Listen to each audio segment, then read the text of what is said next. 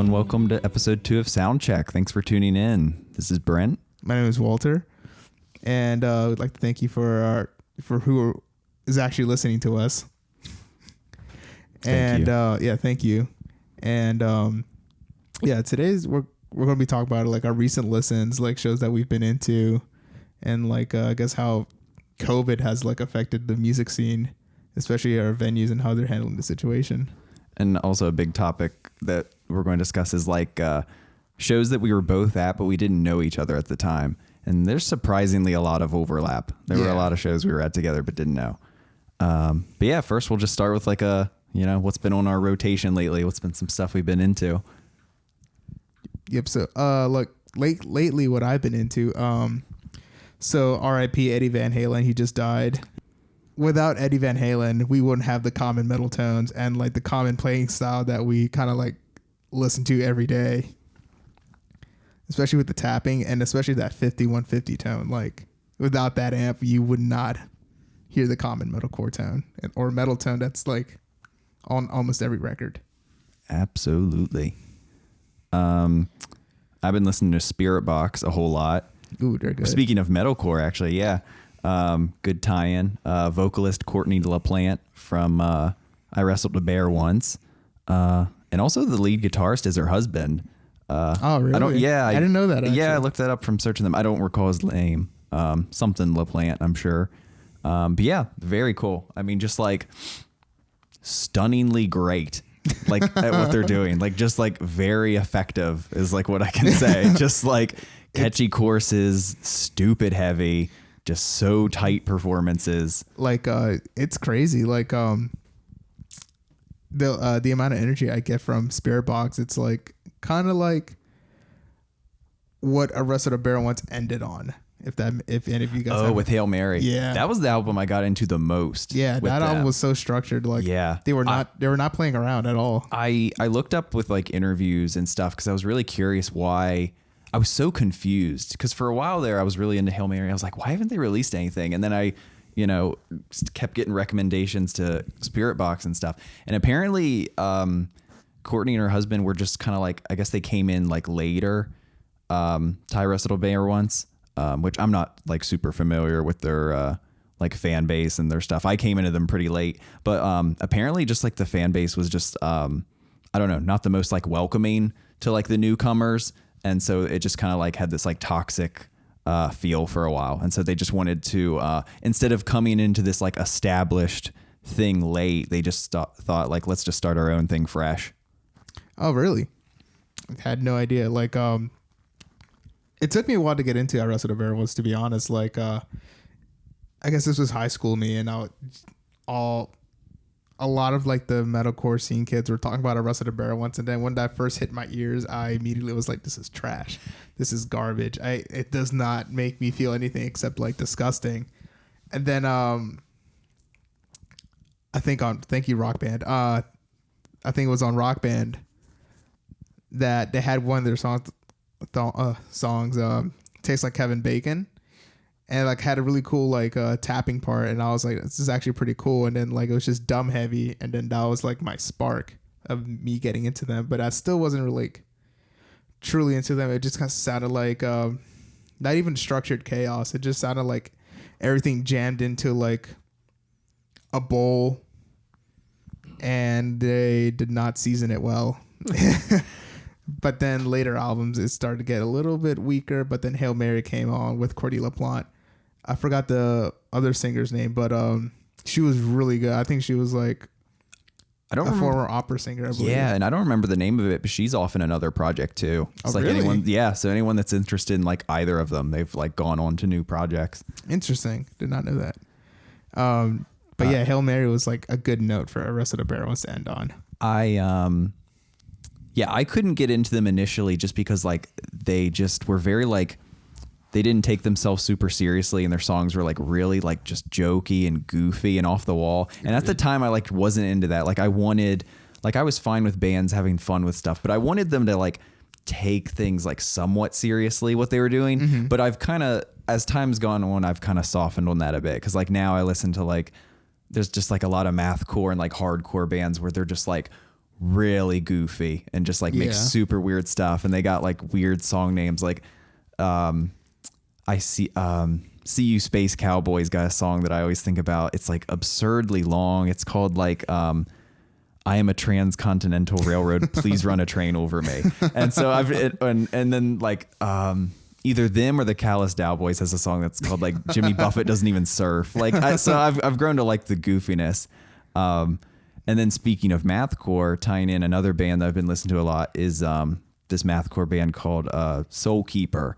And I discovered them from Mathcore Index, has started since, I don't know, maybe 2016 or 2017, something like that. Started having these like shows where they kind of conglomerate like different mathcore bands, and they would usually be out in like California. But for 2020 with COVID, they had like a live stream version. So people either did like live streams or like pre-recorded sessions. And Soul Keeper is one of the bands, and they just like really impressed me. Their performance was just like so raw and so like obnoxiously heavy that I just had to check out more. What I've been listening to as well is I've been on a Dirty Loop kick.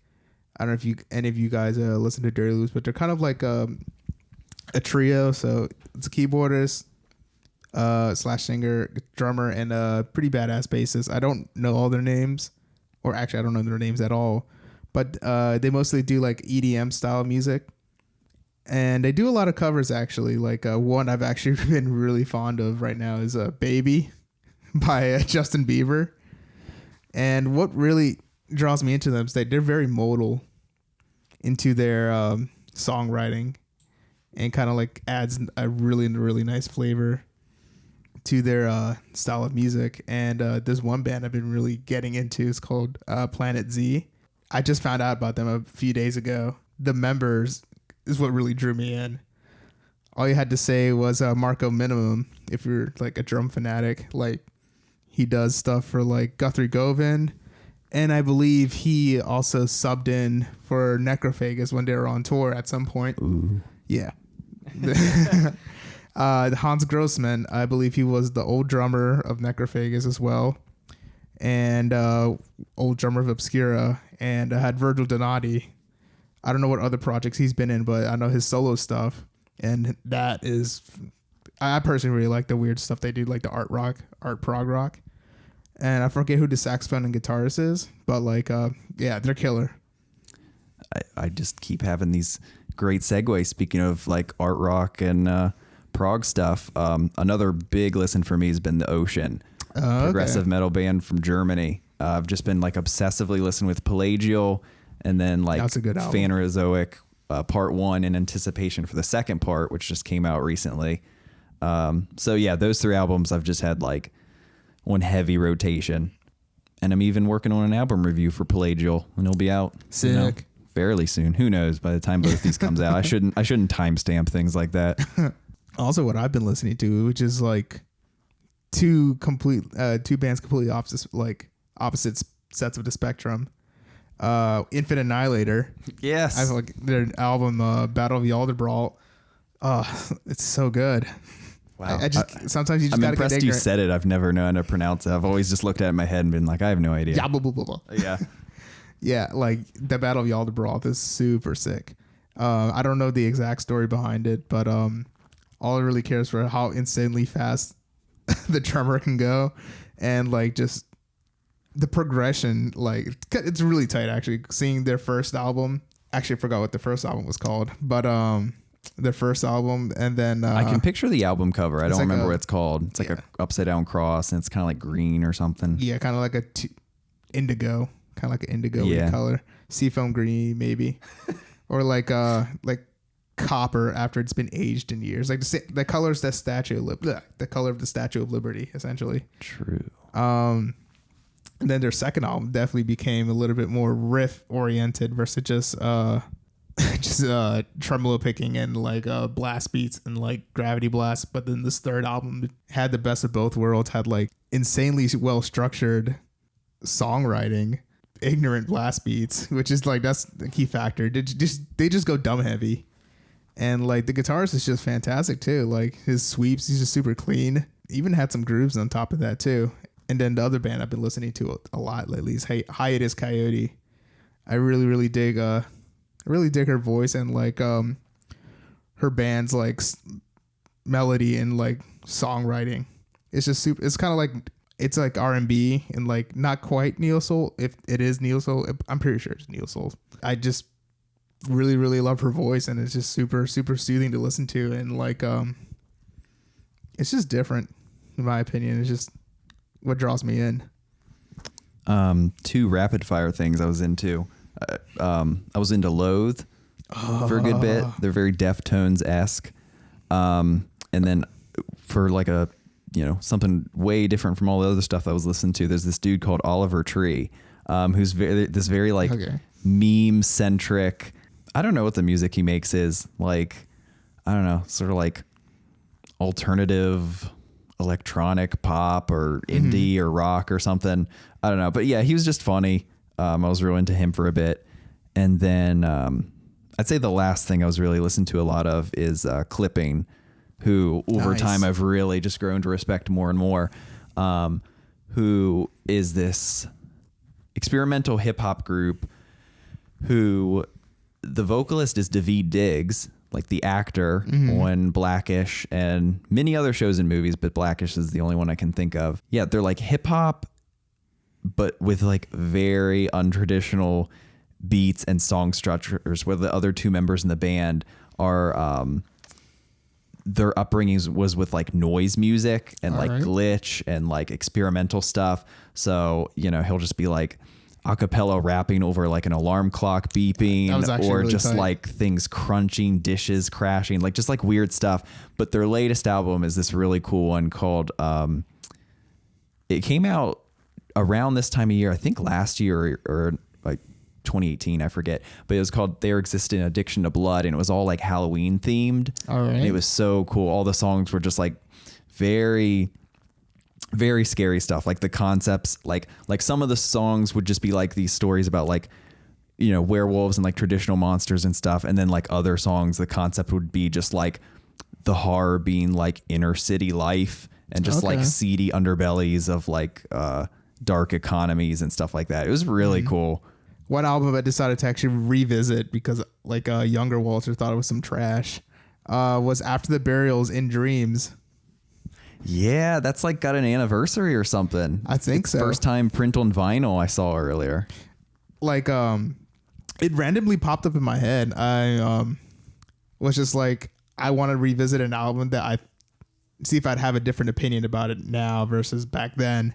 And like like songs are actually pretty well written. I didn't think it was as trashy as I thought it was when it first came out. I will say I was definitely unimpressed, but after listening to like Dig Deep and then like Influx and Within Wolves, I was like, let me try to go back because I kind of oversaturated myself with like the whole core breakdown stuff. And then I listened to Rare Form and I was like, you know what? They're fun. They definitely love to have fun with their riffs and like kind of like their thrash metal influences. And then In Dreams is kind of like where they kind of took it in like slightly different direction, more in a melodic, like more of a melodic sense versus just kind of like getting you hyped up. Yeah, I've always dug In Dreams. I know it's not always like the most fan favorite, but I don't know, it's got a nice soft spot in my heart for it because I think it was one of the first albums I heard by them. I think maybe Rare Form was the first, and then In Dreams was the second. I've always liked it, it's, I would agree with people that it may not necessarily be their best, but like, I don't know. I kind of like all their albums they're like, I feel like I roughly get the same level of enjoyment out of each of their albums. Mm-hmm. Same thing with like the Contortionist. Like I revisit Intrinsic. Like that's definitely not a fan favorite, but like it's so good after you listen to like Language. I should have brought that up. I finally cracked into and really got into Intrinsic lately. Like I've always, as most fans, been more obsessed with Exoplanet and Language and Clairvoyant, but I finally went back to it and just tried listening to it, like not comparing it to the others, just listened to it as a standalone album. And I started falling in love with it and like getting favorite songs and kept listening to it and been like, this is really good. Yeah. It's definitely a transition album, which is what I love is kind of like the best in between. They were trying to satisfy both. Actually, I wouldn't say they were trying to satisfy anyone but themselves. They were just trying to like get into new boundaries of what else they can do. I mean, like you can only do like the whole breakdown stuff so much. Yeah. And like I occasionally do miss their old vocalist, John Carpenter, but Mike Lessard, yeah, he just totally fits the band perfectly. I can't see the band using anyone else, to be honest. Like I have no idea why. he had a kid, that's why he left. Okay. I was about to say I had no idea why he left. I don't know if he's doing it anymore. It'd be cool if he came back as like a guest spot at some point. It's just like a little nod or homage or something. Mm-hmm. Kind of like Dance Gavin Dance having like old vocalists come back for songs.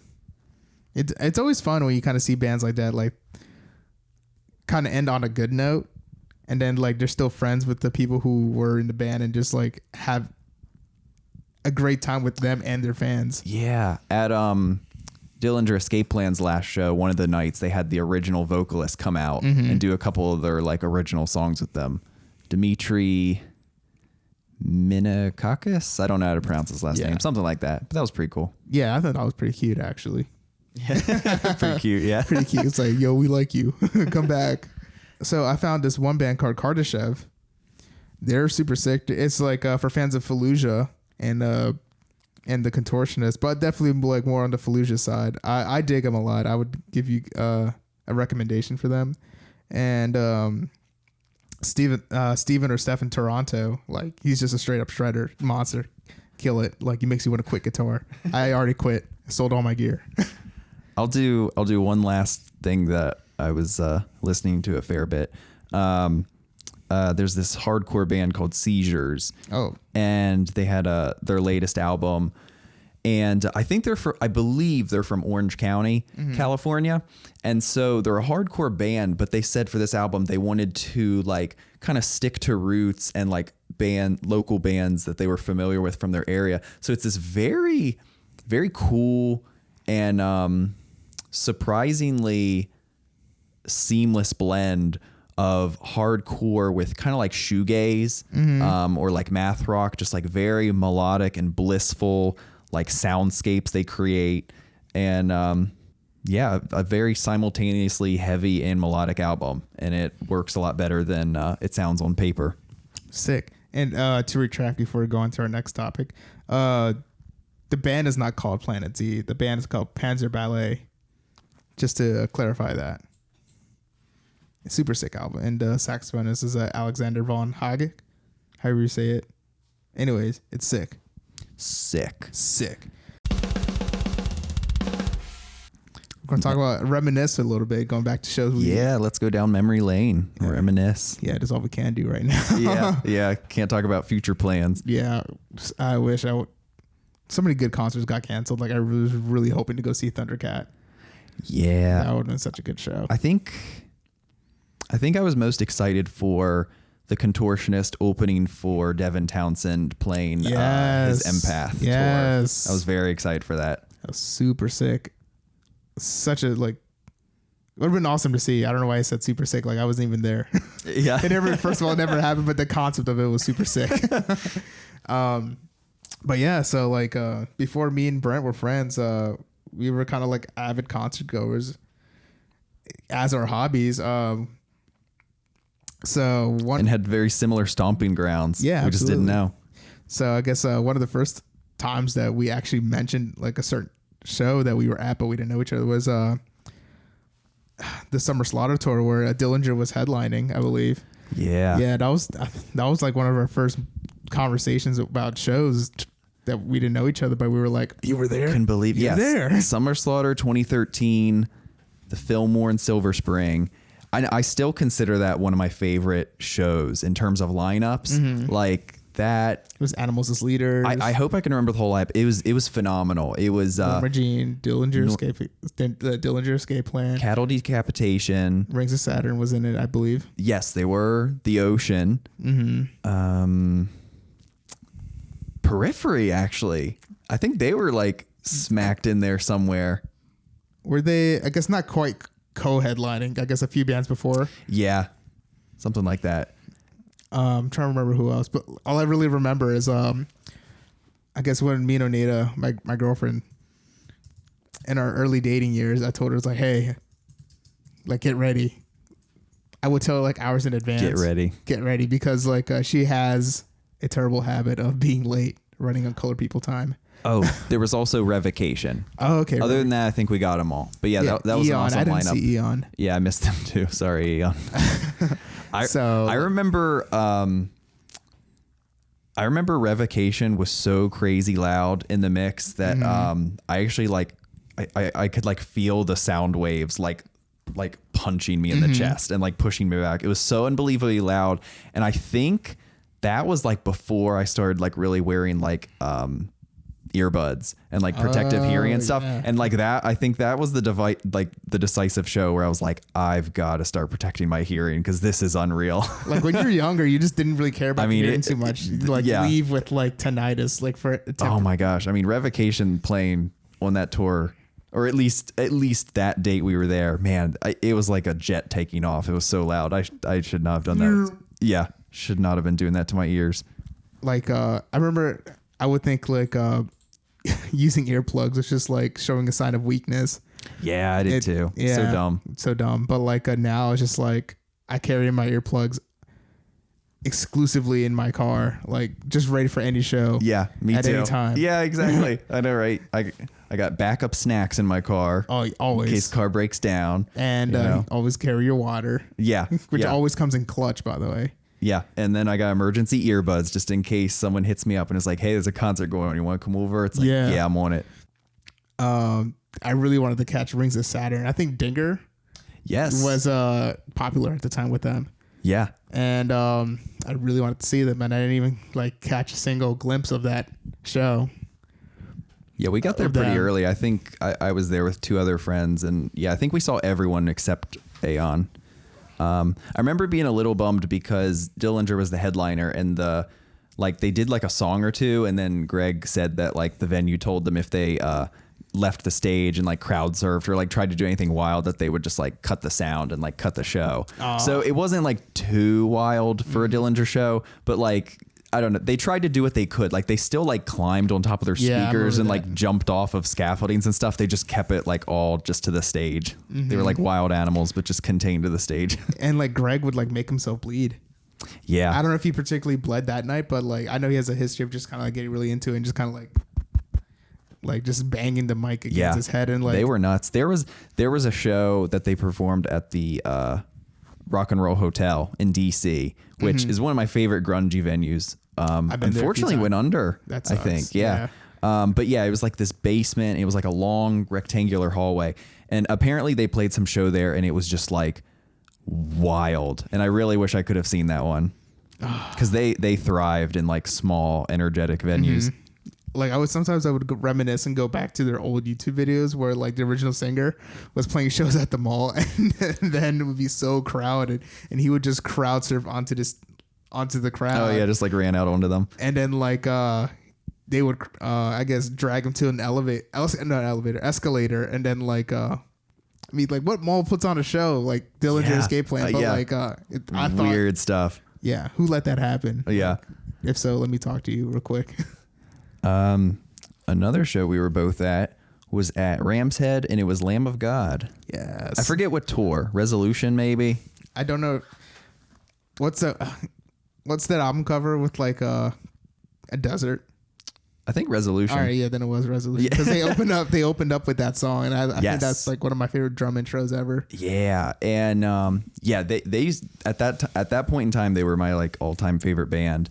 And what is it? Decapitated and Acacia Strain were some openers for it. I thought that was like the perfect show for me. Yeah, it was really good. I remember being impressed with like every band's set that night. It was a very fun show. I think it was Decapitated for opening. I think so. And like they were definitely one of my favorite like death metal bands. I effing love them. Just Vogue has just this insane right hand that always just kind of makes you just want to stare and just kind of like shake your head and just like get really into it. Then the Acacia Strain came on, and then this was early Vince, not the current Vince we know now. Early Vince was always angry. I think to the point where he was just like throwing out his views on like religion and how it's like bullshit. And then like tell everybody like scream out like quote unquote fuck God. And like at the time I was kind of like a little Christian Catholic boy, and I was like, no, I'm not saying that. But eventually like I cut all ties with that. And then but despite their views, I still really enjoyed their music, especially Continent and Wormwood, which was new to me at the time because it's like my introduction to kind of like the hardcore lifestyle a little bit. And then of course we got Lamb of God, and then we saw Confederate flags like being posted up. Plus I could be wrong, but like from my experience, I think I've seen a Casey Strain maybe like 3 times or so, and I don't know, they always seem to have a pretty good relationship and vibe with their fans. Mm-hmm. They seem to like really genuinely care about their fans and have like a solid relationship with them, which seems nice. Mm-hmm. Yeah, Vince now is insanely nice. Like, yeah, he's mellowed out a bit. So much. But then Lamb of God, like, of course they're playing like some the classics. Yes. Yeah, all the classics. Like, I think they played Redneck. Of course they played stuff off of Wrath, the Resolution. They played I think 11th Hour. They played I'm certain ended with Black Label or Laid to Rest for sure. Yeah, I keep forgetting that song in it, but like that Guitar shit was Hero. So good. Yeah, Guitar Hero, so good. So leaving the venue, I saw the vocalists were decapitated. Walking out, man, this guy can get girls. Like I saw him just like get in an elevator with like 2 girls in his arms, and I was like, man, this guy's the shit. And then I asked him, I was like, hey, can I get a photo with you? And he was like, yeah. And then like I can tell the girls were a little salty, but he was like, no. Fans first. Dang. And I was like, hell yeah. So ended that show on a good note. And then get in the car driving on 95 and just driving, doing my normal thing, talking to my friend Kendall Oneda. And out of nowhere, I get into an accident. This car to this day just stopped out of nowhere. And then like, I guess I rear-ended him, which sucks. And I was like 20 and scared at the time. But that accident sucked because it ended on a terrible note, and I had to drive my car like a shitmobile. I'm always so scared to get into a fender bender. Yes. Because you have to still go through the same amount. Well, maybe not the same, but you have to go through a lot of garbage, paperwork and money, and like coordinating with the stranger and all this stuff. You're late to wherever you got to go. Yeah, I was late to bed. Your day is like just devoted to solving the legality of that crap, all just for a little fender bender. The way we ended up working out was like he was foreign. He didn't speak English too well, and I was scared. He can tell I was scared. So we exchanged phone numbers and our insurance, but a phone number definitely came in clutch because like he decided to call me and just like, hey, if you can just pay me $200, we can call it even. And I was like, thank God, because I was afraid of my insurance rate going up, and I was like, did not want that to happen at all because my mom would have been pissed. That's pretty good, all things considered. So I went over to Baltimore to his little restaurant, by the way, and he fed me, which was like such one of what? Yeah, he fed me. He was a restaurant owner? Yeah. Oh, wow. That's fun. So he fed me and we talked a little bit and we kind of like worked out the situation and just kind of like, I was like, thank God I could get into an accident with like one of the nicest people. That's ever. Fun. Life is so strange. It really is. All stars. Oh, okay. I was actually going to say P2 because also at Ram's Head. Yeah, true. Let's go with that one. I don't really have a story with it, but yeah, just also at Ram's Head, Periphery playing This Tour is Personal, playing P2 material. Yeah. Actually, not a story, but just sort of like a goofy thing was I went with a friend who was like, he got me into Periphery, but I was still like kind of just getting into it. I wasn't like a diehard fan or anything. And so he convinced me to buy the sort of like VIP tickets where you do like a meet and greet. Oh, shit. And so I actually met them when I was just sort of like a casual fan surrounded by all these diehard fans. And I was wearing like a Born of Osiris shirt. I was like the only one without any free merch or anything. I think they were on that same tour. Yeah, because Born of Osiris, I was more into them at the time. And I just remember meeting them and just being like super casual and being like, yeah, I guess I'll get like a picture and stuff. But I spoke to Mark a little bit because he was wearing a Contortionist shirt. And I complimented him and he was like, I was like, they are sick. You really should go on tour with them. And he was like, yeah, I think that's a good idea. And then like 1 or 2 tours later, they were doing it. Yeah. That was great. I think they were actually pretty good friends. At least Misha was good friends with the Contortionists at the time. I think there's a little clip that Misha was jamming on like Joey's kit for a second. And I thought that was really cool. I didn't know Misha played drums at all. Or like, at least he looked like he played drums. But yeah. It's fun getting to see them pretty frequently. Yeah, being absolutely. locals. I've seen them at a couple shows at DC and Silver Spring and Baltimore venues. I don't really chat with them too much. Same. I don't know. It's like a combination of like nervousness and having nothing to say, and also just like, I don't know, just not really wanting to like bother band members when I see them. Just like, just let them enjoy their time out. Because I'm sure they definitely want a day off from fans too. Yeah, like I'm sure they appreciate the fans coming up and saying they enjoy their work, but I imagine at some point you also want some like anonymity and. I'm sure like if they just go to 7-Eleven, none of the store clerks are gonna know who they are. Too. I guess they do kind of know what they're getting into going to like a venue and a show. Yeah. I would what did I do before that show? I think I got food. Right on. Right on. I think I know a person would get food and drinks before any show. Yeah, Power Plant is a strange place because it's like you get a clusterfuck of bars in there. Yeah, they're a cool place. It's just, I don't know, it's kind of unfortunate they just sort of stopped doing metal shows there for a while. Yeah, Sonar was taking all of it. Yeah. I don't know if they were just focusing more on like mainstream shows or they were just actually, I think part of the reason has to do with their cut. Oh, like when bands would do merch, they would want a cut. So bands would actually have to mark their merch higher than normal so they can meet the cut and make profit off of that night. That's rough. Yeah, considering merch is already like the only thing you're making it off of. Yeah. Probably not ticket sales. That's probably going in-house. Yeah, like a good example is like I would see a Black Dahlia Murder shirt at Sonar for like maybe $20, but $25 or $30 at Ramshead. Yeah, they were real pricey at Ramshead. I saw some stuff as much as like $50 or $60, maybe like hoodies and stuff. Wow. What's the most expensive merch you've ever bought? Like a single item or like in bulk? Like I bought a bunch of stuff together. I guess in bulk. I guess it doesn't really matter. Yeah. I don't recall. Probably like $60 or $70. I don't know. Okay. Maybe if I bought like a shirt and a CD or something. I don't know.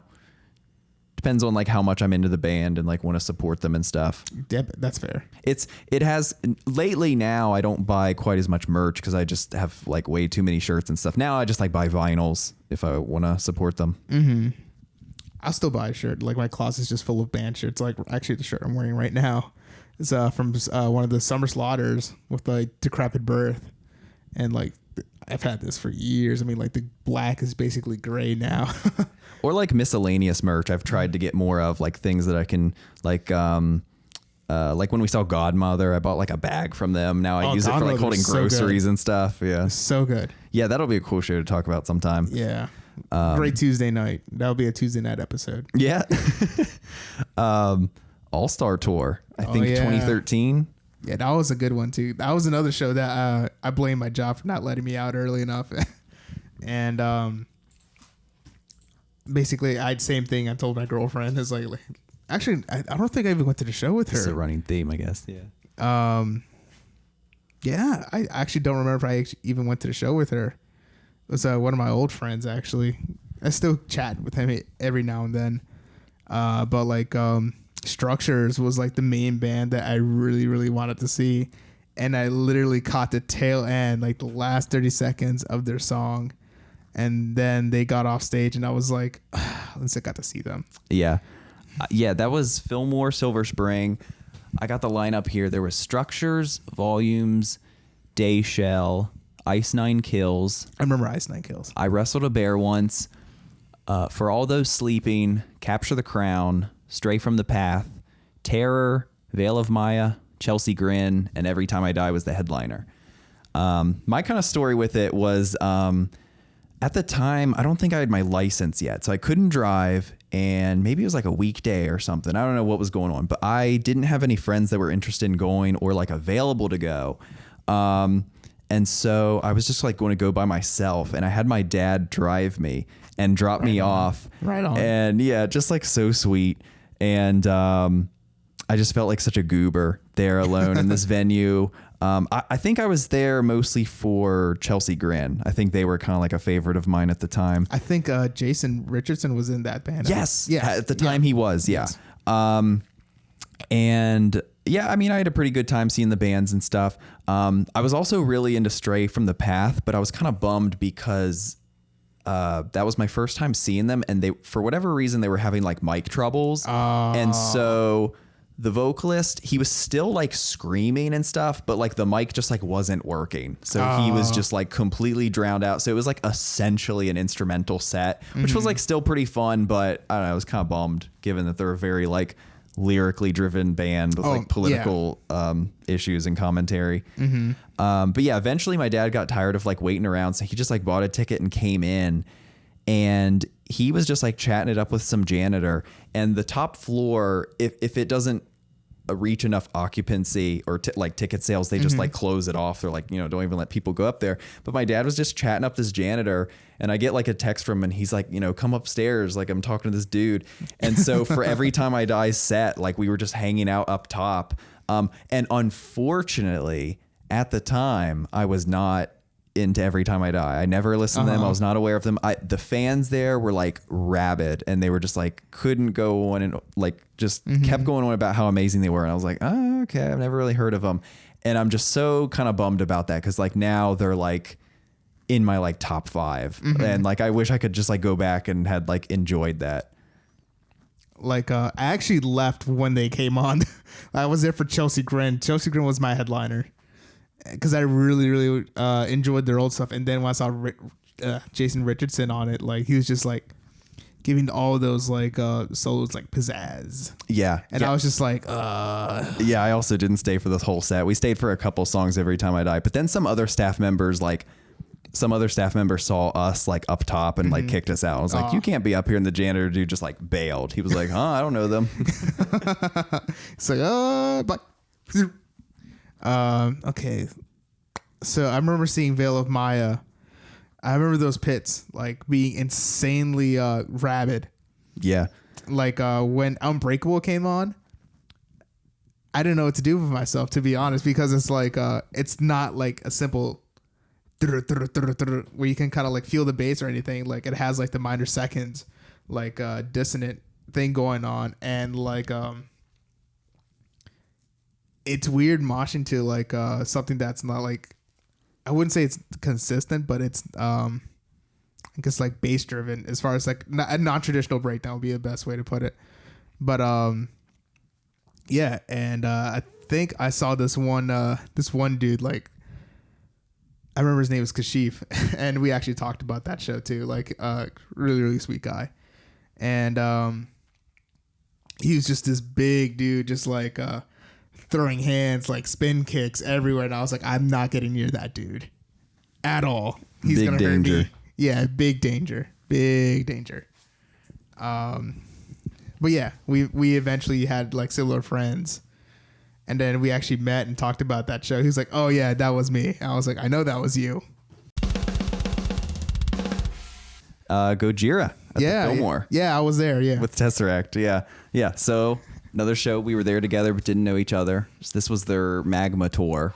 And the thing that I kind of remember with this show is that this show and one of the shows I saw with the Contortionist, I usually remember as being like these very like euphoric experiences, and just like I was so like exasperated and sweaty from just like being in the mosh the whole time that I had this almost like transcendent like out of body experience. That's how I feel with Meshuggah. Yeah, and like I don't do drugs, so like that feeling like just only happens to me at like shows like that. I mean, it could also be like the weed in the air, but Very prominent. assuming it's not, yeah, like this show I remember as being a show that I was just like nonstop, just running around the mosh, having just like the time of my life.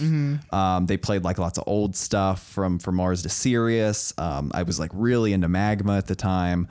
It was just a killer show. They have like a wall of speakers that they just like assemble in the stage, and then the drummers like on the raised up on the above it, and they were just like just such a tight performance. Side note, another band that actually Gojira is a band that uses the 5150s. R.I.P. Eddie Van Halen. Anyways, like, yeah, their sound is always so tight and heavy, and just one chug from the guitar just screams power and like a caveman core, as I like to call it sometimes. Yeah. I was there with my friend Brandon, and we were there to go see Gojira, and I was there for Tesseract. I was the average Tesseract, right? Flannel, jeans. I think I was wearing Vans at the time too, and a beanie, like, you know, the elitist look. And Nailed it. When Gojira came on, I think they specifically said like, "Who was here for that pussy metal?" Oh, I remember that. Yeah. And I was just so offended. I was like, "What the fuck?" I remember being a little weirded out by that too. I wasn't sure if they were referring to Tesseract, which is kind of weird because it's like they're on their same. Yeah, they're on the same tour. Wouldn't you if you had to say who they were with, unless it was like a label sponsored thing and they just threw them together. I think, if I remember right, the context, I think they played like a bunch of their newer material, and they were kind of referring to themselves. I think, like, you know, like, are you tired of this like proggy stuff? And then they played like a bunch of stuff from like Terra Incognita and a bunch of their like early like tech death kind of stuff. Oh, was that the Red album? The Link. Okay. Terra Incognita, it's like black and like a guy kneeling. Okay. I actually haven't dove deep into that album. It's cool. Back when I used to like give a crap about the Grammys, what was this album? 2012, 2013. L'Enfant Sauvage won like best metal album. It like won a Grammy, and it beat out Lamb of God's Resolution. It was 2012. It was 2012. And I was so butthurt about that because at the time I was like more into Lamb of God. But then as the years went on and I like got more into Gojira and listened to this album, I was like, yeah, it was a worthy choice. That's a good album. Yeah. I think another note for that show is like, since I was there for Tesseract, like, I forgot the concept. I forgot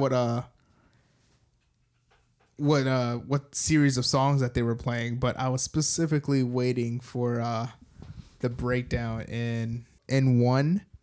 I think it was their Concealing Fate series. Yeah, so like maybe even Polaris.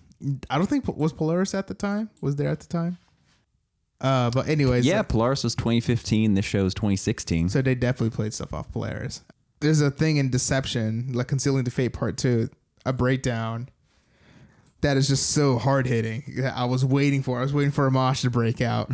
And once that part happened, I was just like about to jump, but nobody jumped. Yeah. I was mad because like everyone was like, this is not metal. And I was like, this is metal. Yeah. Like, what are you talking about? The crowd was definitely there for caveman core. Yeah, the crowd was not there for gent and prog. Yeah, absolutely not.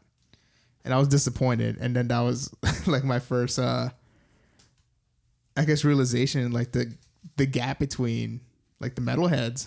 Like, yeah, the different like cultures and subcultures. Yeah. Like the way they dress, the stuff they're into. The way they like kind of behave and speak, maybe. But like once Gojira came out, like they were all about it. Like they were like, this is real metal. Yeah. This is not that pussy shit. And I was just like, yo, I love that shit. I want it. I like both. There's enough room for it all. Yeah, but like they just weren't having it. We can be artful and have our caveman core. Yeah. Anyways, the Gojira light show was tight. But the Tesseract show had like a really nice fog. And I think they do that for a lot of their shows. Like there's so much fog, you can barely see the drummer. Yeah, they have like a pretty crisp like atmosphere on their sets. They'll take their sweet time getting on. Like, just get on. Yeah, that too. They do linger for a while. I don't know what's up with that. They're just like, gotta build the atmosphere. Getting in the headspace, yeah. Dan's probably just like hitting them tokes. Dan's probably just kind of like sitting in his yoga stance and just kind of like, not yet. Yeah. Not yet. He's forcing them all to edge. Yeah. And then eventually he's like, all right, the time is now. And I was like, we're just waiting for them. And then they all come up. I was like, ah. And then like greatness happened. But I think my favorite Tesseract show was when Tesseract was headlining and then Contortionist was co-headlining when Language just came out. Yeah, I think I was just about to try to bring up that show, but I couldn't quite remember when it was or like what it was. But yeah, I remember that was a very fun one where the crowd was totally there for it and they were just like bouncing. Yeah, like that. There was no breathing room. Like, especially for the Concealing the Fate. I was just like, this is what I wanted. This was my first experience with Tesseract. And they played like a couple songs from like One, I'm pretty sure too, which is some real heavy stuff. Yeah, I loved it. I absolutely. And then like sometimes when you go to these metal shows, you'll see the same exact people every time. I don't know if that ever happens to you. Yeah, I'd say so. Like I see the same exact people, and eventually like made friends with them. And then like we wouldn't really hang out outside.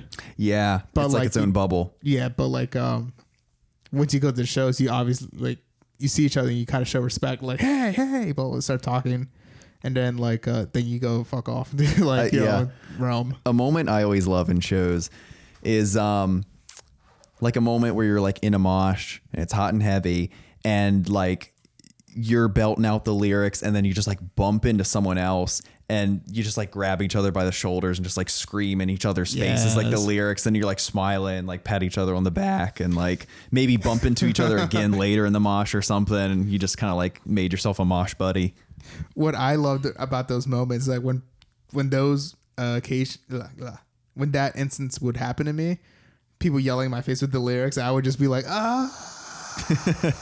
and then like I would not know the lyrics. I would not paying attention to the lyrics. I was mostly paying attention to the guitar where I was at instrumentally, not like lyrically. And then people like shout out their lyrics and I would just like mouth what they were mouthing and like copycatting, and then they would like laugh and just kind of like hug me and whatever, and then leave that hug like, wow, I just totally bullshitted that. Oh, I know. Yeah, there have been many instances where I just sort of like mouth onomatopoeia, just something to just sort of keep along.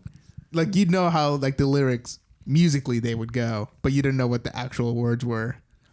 Oh yeah, absolutely. Like, after listening to metal for so many years, like I still can't really understand when they start like growling and screaming what they're saying. I just kind of like, all right, this is the pattern of what they do.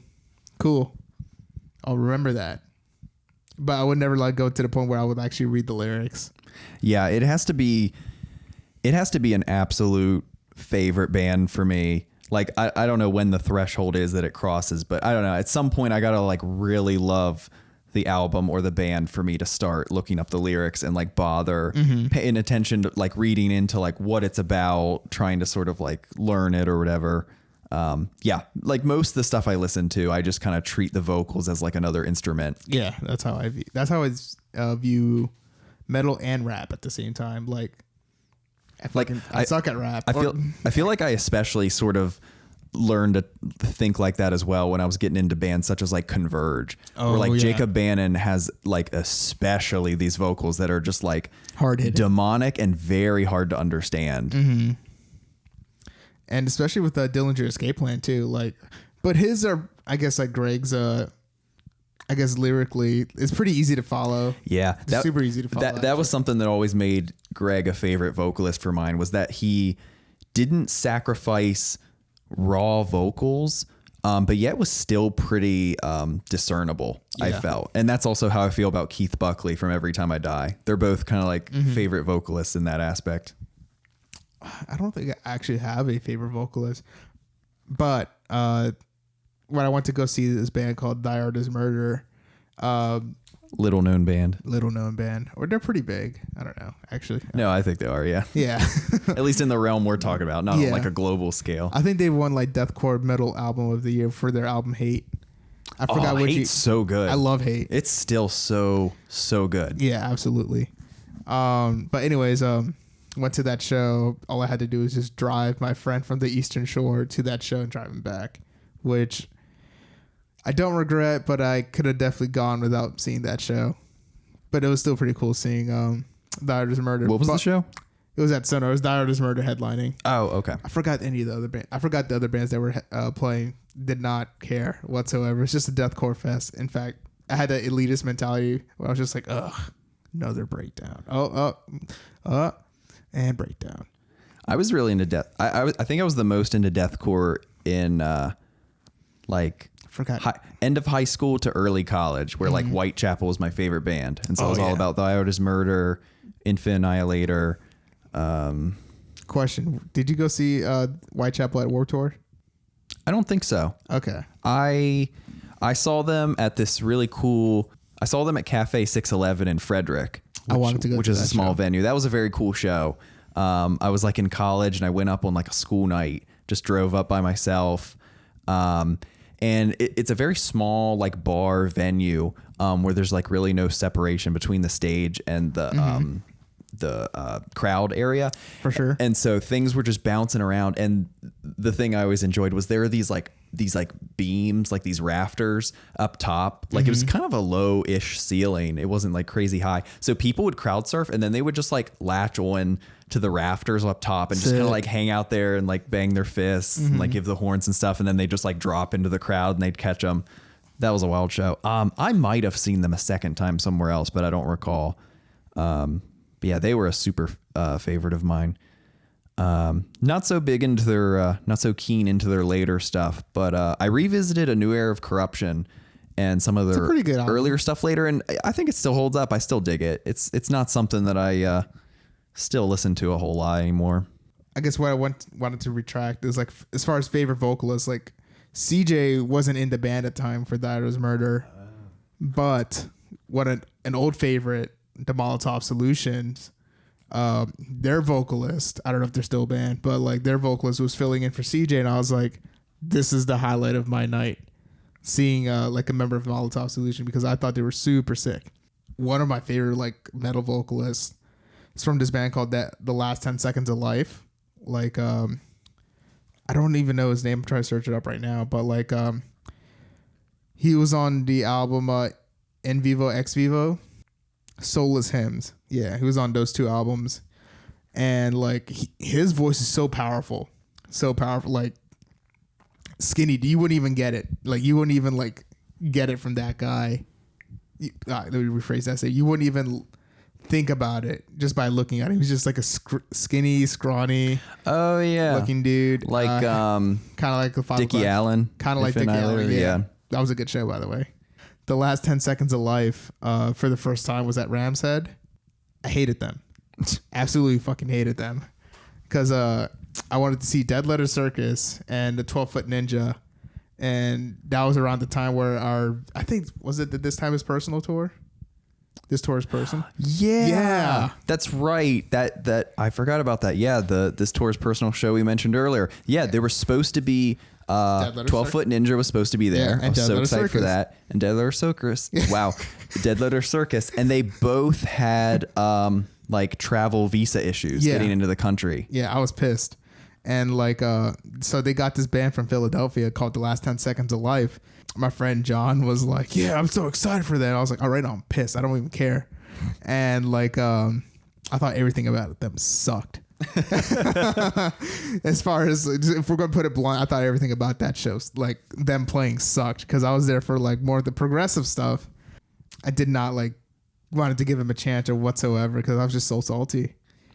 And then eventually they started to become like one of my favorite bands down the line after seeing them at Sonar. I forgot who they were opening for, but like it was The Last 10 Seconds of Life. And Soulless Hymns just came out, and like after hearing The Box as their opener, I just realized how brutal it was and how slow and like I think it was beat down, quote unquote. Don't quote me on that. Yeah, it was just beat down at the time, and that was like, I guess like the craze amongst like metalheads. And Yeah, I know what you mean. anyways, like yeah, after seeing that skinny guy on that stage, I did not realize how powerful and how deep. And I'm talking about like put hair on your chest deep. His voice was. And I was just immediately hypnotized from there on out. I get that mentality. I've had countless bands and albums where I just did not resonate with it, outright hated it, disliked it, just didn't think it was for me, and wrote it off. And then like come months or years later, and just things will click. I'll get into, you know, in that meantime, immerse myself in like some different styles of music or metal, or just like also just like learning context. Oftentimes, like sometimes I'll hear about like some wild story about like production issues that they had putting up an album, or like some like weird thing that they did when they made it, and I'm like, oh, that's pretty cool, and I'll like listen for it, and suddenly I'll like it a lot more. Like in Colors, like they have the little baby. Oh, I'm not familiar. It's either Colors or Great Misdirect. I forgot which two album, but it had like Tommy's baby actually on the album. Oh, that's cute. Yeah, they had a lot of weird things thrown into the mix that are kind of like hidden in there. It's because they're almost like inside jokes. Yeah, I think it has to do a lot with their producer engineer, or like their audio engineer, Jamie King. He literally like loves his job. He'd be like, wouldn't it be funny if we did this? And they would take it as a joke, like ha ha ha. But then he'd be like, let's go do it. For real, it's in there. Yeah. For real, let's go do it. You can't dig it out. Yeah, like he Mixed has to mastered, get that. bro. Yeah, like he would like pitch shift like cat noises and stuff like that. I think they talked about it at the clinic we saw. Oh, that's right. I was accessing this information from some part of my brain. I was like, where am I getting this from? Yeah, that's right. Yeah, the clinics were pretty cool. Yeah, we've been to a couple clinics. Animals as Leaders, yeah. Between the Buried and Me. I think the Between the Buried and Me was, I think, my favorite, just because it wasn't as like toxic, which is weird. Yeah, they had some comfortable space to get into their songwriting process and deep dive into their music theory. I was so lost, but I loved listening. I always loved listening to it. I just have no idea what's going on. Yeah. The Animals as Leaders one was, I don't know, it was a little more cringy, just like the questions they were getting and stuff. It's like, I think the cringiest question that I heard, I think you might have been, you heard it too, was like, what's your favorite time signature? Yeah, there was like this dead silence for a couple seconds, and Tosin just had like no idea how to answer it. He was like, what? Yeah. He was like, I don't know, man. I just write the music. Yeah. Like, we don't like carefully orchestrate it as much as like people think we do. Yeah, I think they just like writing what they write, and like if it so happens to be in that signature, like that measure or meter, I feel like that's the for meter. I feel like that's the case with like a lot of bands, that like many bands that are heralded as being like these like technical hyper beasts, like aren't like, you know, using a calculator and like writing out like exactly what they're doing. They're just like a good example, Dusty Waring. I think he didn't really know a lot of music theory. I'm sure he knows a little bit more than what he did now, but like Dan would like hear his riff and be like, okay, that's in 5/4, but Dusty didn't know. He's like, I cannot do that at all. I don't understand that at all. Just feel it. I guess he just has such a good internal pulse. But yeah, he was like, yeah, it's in 5/4. But well, after like listening to it for a few times, he just kind of found where the pulse was. That's wild. And like Dusty Waring was like, oh, okay. If you say so. Yeah, it's like, that's it. So recently we just lost another venue, U Street Music Hall. Now, after 10 years, I had very, very fond memories of there, like drunk bar hopping, and then seeing my first show. Well, I guess my first U Street Music Hall show. This band called Toe. That was such a good show. Saw them, I think, at Black Cat. Yeah, we saw them at Black Cat. But that show was wild because that sold out at U Street Music Hall, and I was waiting outside. Me and Alfredo were waiting outside. We both had our tickets, but my girlfriend didn't have a ticket. She just came on the Metro, and I didn't want to feel like she just wasted her time. And I was almost debating on saying like, I'm not going to go to the show. But then eventually they started like having extra ticket sales. Ooh. And eventually Oneida got to see Toe with us, and I believe Toe stands for Theory of Everything. Oh. And they're from Japan, so this was like their second or third time in the U.S. at the time. They were great energy. They were a lot of fun. They're very emotional, very powerful. Not everything is like not everything that has to be powerful has to be complex. Like sometimes just the repetition, kind of like Meshuggah. Or like loud or or just, in your face, yeah. Yeah, and it's just like they're so in sync. And then their drummer brought a lot of that energy, and I could tell he was feeling it every show. Every show, just like something a little bit different, and just like pure emotion. You can see in the guitars, like they're closing their eyes. They're definitely in sync with each other, and just kind of just know when to start and stop. And like, and when he wanted to rile up the crowd, he'd like stand up and just like shout right at them. Yeah, get them pumped. Yeah, that was the drummer brought a lot of energy, and but yeah, like. DJ was opening up for them, and like, mind you, U Street Music Hall is such a small venue. Like, I think you could only fit like 100 something people there. Whoa. Yeah, I could be very wrong, but like, yeah, it was super small, but like, it was such a great show for Toe because intimate band, you want a little smaller space. Absolutely. Yeah, I will always take a smaller venue over like a stadium. I hate stadium thing. shows. Yeah, I've only been to a handful. I mean, to each their own. Everyone can enjoy what they want, but I don't get too much out of it. I don't either. Like, I guess one of the earlier shows I was kind of thinking of, like, I went to go see Childish Gambino at a stadium.